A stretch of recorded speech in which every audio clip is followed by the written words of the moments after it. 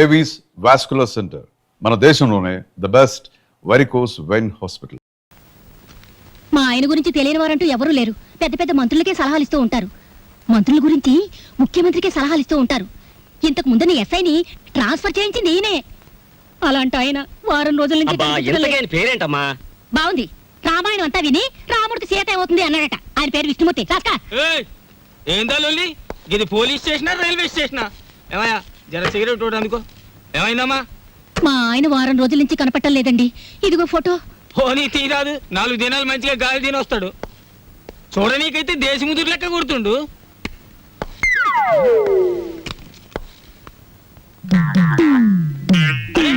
దీన్నేడో చూసినా టీవీలో కూడా ఫోటో ఇచ్చాను. నే టీవీలో చూడలే. వీన్ని కలిసినా. ఎక్కడున్నారో చెప్పండి, నేనే ఆయన భార్యని. ఏంది నగరాలు చేస్తున్నావా తేరి? ఈయన్ని చూసినా ఈయన పెండ్లాన్ని చూసినా పాపం ఆమె నాకు హాఫ్ బాటిల్ వైన్ కూడా ఇచ్చింది. ఎంత పోలీసు అయితే మాత్రం గప్పుడే మరుస్తానా అని? లేదు సార్, అది అబద్ధం. ఏంది వాళ్ళ ఫ్యామిలీలో పుల్లబెట్ట నీకు చూస్తున్నావా? పొక్కలో పడేస్తా. అరే ఎడ్డు జర హుషారుగా ఉండాలి. డేంజరస్ ఆడదాని లెక్క ఉన్నది. లేదండి, నేను చెప్పేది నిజం. మీకు దండం పెడతాను, ఆయన అడ్రస్ ఇవ్వండి. మంచిది, ఇస్తా. కానీ ఏదన్నా గడబడ గిట్ట అయిందో ఇద్దరిని బొక్కలిసి పొక్కలు పడేస్తా. హలో, చూడండి, ఎంత ఖర్చైనా పర్వాలేదు, నేను చూసుకుంటాను. ప్లీజ్, ఈ విషయంలో మీరు చాలా ఇంట్రెస్ట్ తీసుకోవాలి. నేను చెప్పానుగా, ఈ సంగతి ముఖ్యంగా అతనికి తెలియకూడదు. ఓకే? ఎవరికి ఫోను? నీకెందుకు? నువ్వు ఇక్కడున్న విషయం ఎవరికి తెలియకూడదు, నీకు తెలుసుగా. పోనీ విష్ణు అలాగే ఇక్కడ లేడు, నువ్వు ఇక్కడ నుంచి వెళ్ళిపో. మరి నీ చెల్లి ఆపరేషన్? నీకు నా వల్ల డబ్బు రావాలి, గుర్తుంచుకో.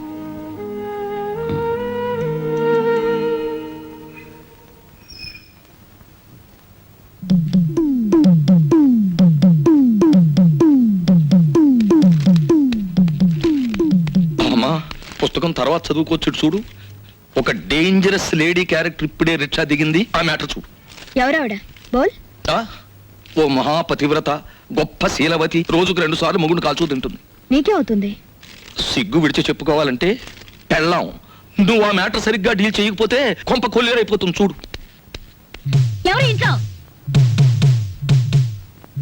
ఎవతివే నువ్వు? ఎన్ని గుండెలే నీకు? నా మొగుడిని వల్ల వేసుకుని నా సంసారాల్లో నిప్పుడు పోస్తావా? నీ జిమ్మడి పోను. అసలు నువ్వెవరు? నీ మొగుడెవరు? ఇక్కడికి ఎందుకు వచ్చావు? బోల్. మా ఆయనే తెలియదా నీకు? వాయువేకుల విష్ణుమూర్తి అంటే ఈ పరగణ అంతా తెలుసు. ఆయనకి తెలియని వృత్తి లేదు, ఆయన వెళ్ళని ఆఫీసు లేదు, ఆయన పెట్టని సంతకం లేదు. మినిస్టర్లంతా ఆయనతో ఫోటోలు దిగేవారు తెలుసా?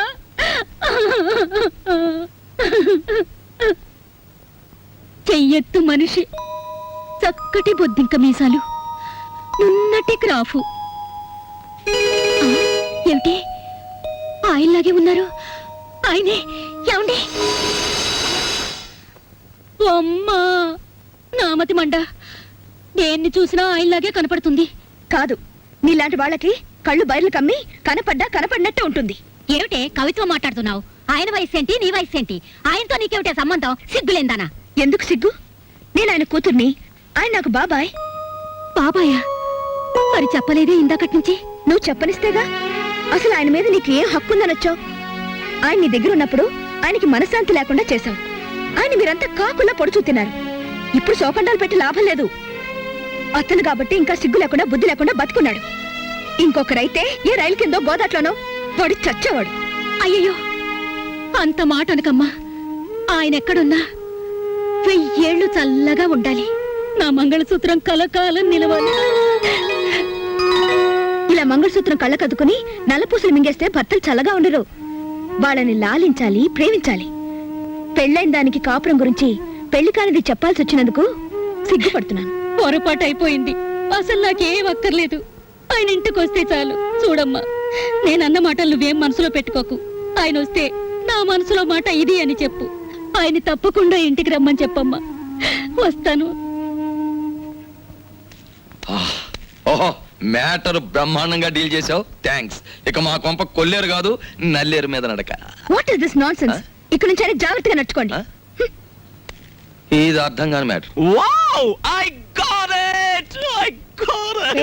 ఎక్కువగా అరవకు. బయట విన్నవాళ్ళు పిచ్చి పట్టింది అనుకుంటారు.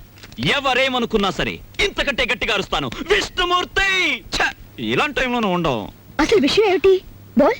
మెడ్రాస్ ఫర్టిలైజర్స్ ఫ్యాక్టరీలో మా ఫ్రెండ్ పార్థసారథి ఉద్యోగం ఇప్పించాడు. నెలకు జీతం ఎంతో తెలుసా? 4,000 రూపాయలు.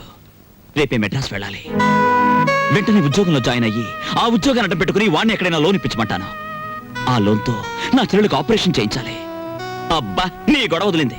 మరి నేను ఇంకా నిన్ను డబ్బు కోసం అడ్డం పెట్టుకోవాల్సిన అవసరం నాకు లేదు. నన్నేం చేయమంటావు? I don't know. నన్ను ఇక్కడికి ఎందుకు తీసుకొచ్చావు? ఆస్క్ విష్ణుమూర్తి. ఎవరిని అడగడానికా నేను నీ దగ్గర ఉన్నది? కేవలం డబ్బు కోసం నన్ను ఇక్కడ తీసుకొచ్చింది. నేను వెళ్ళాలంటే మీరు నన్ను ఆపగలరా? నేను కావాలనే ఇక్కడున్నాను. ఉంటే ఉన్నావులే, ఇప్పుడు వెళ్ళిపో. కావాలంటే మీ నాన్న దగ్గర సారీ చెప్పుకుంటాను. ఇదిగో, నేను అసలే తిక్కదాన్ని. తిక్క రేగిందంటే మంచిదాన్ని కూడా కాదు. నేను ఇక్కడ ఎందుకున్నాను, నీతో ఎందుకు చనువుగా ఉన్నాను, మనం కలిసి మాట్లాడిన మాటలకు అర్థం ఏమిటో నాకే కాదు నీకు తెలుసు. నాకు తెలియదు, నీకు తెలిస్తే చెప్పు. నీకు తెలుసు, నీ నోటితోనే చెప్పాలి, లేదా ఈ క్షణమే నీ కళ్ళ ముందు చస్తాను. ఒకరి నిర్ణయం ఆపడానికి నేనెవరిని? నేను చస్తానంటే కూడా నీకు బాధగా లేదా? నువ్వు చావని నాకు తెలుసుగా. ఏ, నువ్వు ప్రేమించిన నేను బతికే ఉన్నానుగా. నువ్వు నన్ను ప్రేమించలేదుగా అని నువ్వు నన్ను అడగలేదుగా. నువ్వు అడగకుండా నేను అడిగితే అసలే తెక్కదానివే. నన్ను కొట్టేస్తే బో. ఏమండి?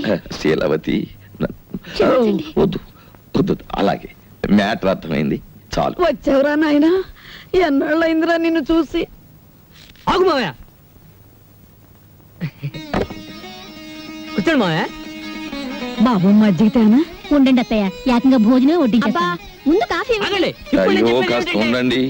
ప్రియమైన నా కుటుంబ సభ్యులారా, అప్పుడా అనావృష్టి, ఇప్పుడు ఈ అతివృష్టి రెండూ మంచివి కావు. మధ్య తరగతి మనిషి ఎత్తుకి పల్లానికి మధ్య ఎదిగి ఎదగని మనిషి. పైనుంచి చూసేవాడికి కింద కనిపిస్తాడు, పల్ల నుంచి చూసేవాడికి పైన కనిపిస్తాడు. అతను 2 చేతులు చాచి అంతస్తులు అందుకోలేడు, ఒక్క చెయ్యి చాచి అడుక్కోను లేడు. నేను చెప్పేది ఒక్క మన కుటుంబం గురించే కాదు, మనలాంటి కుటుంబాలు ఈ దేశంలో లక్షోపలక్షలు.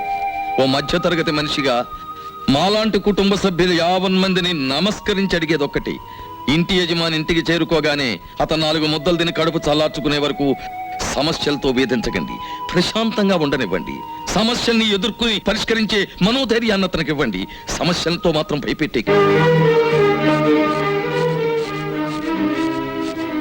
డాక్టర్ గారు అర్జెంటుగా రమ్మని ఫోన్ చేశారు. చెల్లికి ఎలా ఉంది? ఏం కంగారు లేదయ్యా, రేపు ఉదయం మీ చెల్లికి ఆపరేషన్ ఫిక్స్ చేశాం.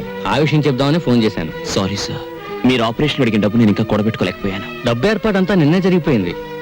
ఇక మీ చెల్లికి ఏ ప్రమాదం లేదు. నాకు తెలియకుండా ఎవరు డబ్బు ఇచ్చారు? ఎక్కడి నుంచి వచ్చింది? ఆ ఏర్పాటంతా ఆమె చేసింది. అవును, ఆ రోజు నేను ఫోన్లో మాట్లాడింది ఇదే. Thank you. పదండి, వెళ్ళి చెలాయించొద్దాం. కమాన్. రా.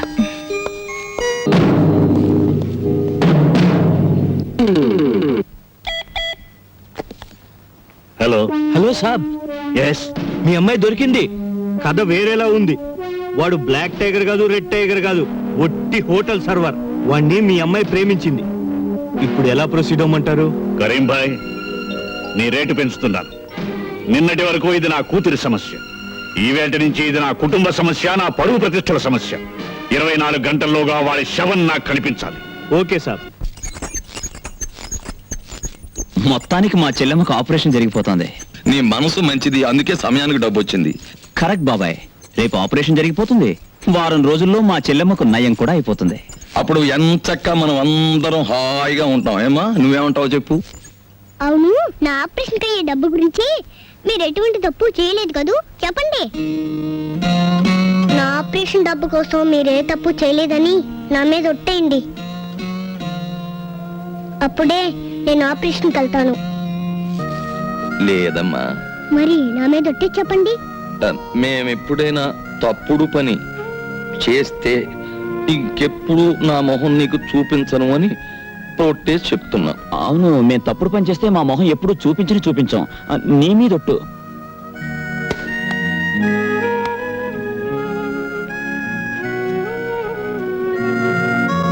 టైగర్ బాబు, ఆ వినాయకుడు నిన్ను రక్షించుగాక. చూడు, నువ్వు మారు మాట్లాడకుండా కుక్క పిల్లలాగా మేము ఎక్కడికి రమ్మంటే అక్కడికి రావాలి. లేకపోతే నీ చెల్లెలికి ఆపరేషన్ చేయటానికి వెళుతున్న డాక్టర్ హాస్పిటల్కి ప్రాణాలతో వెళ్ళడు. జై జై వినాయక.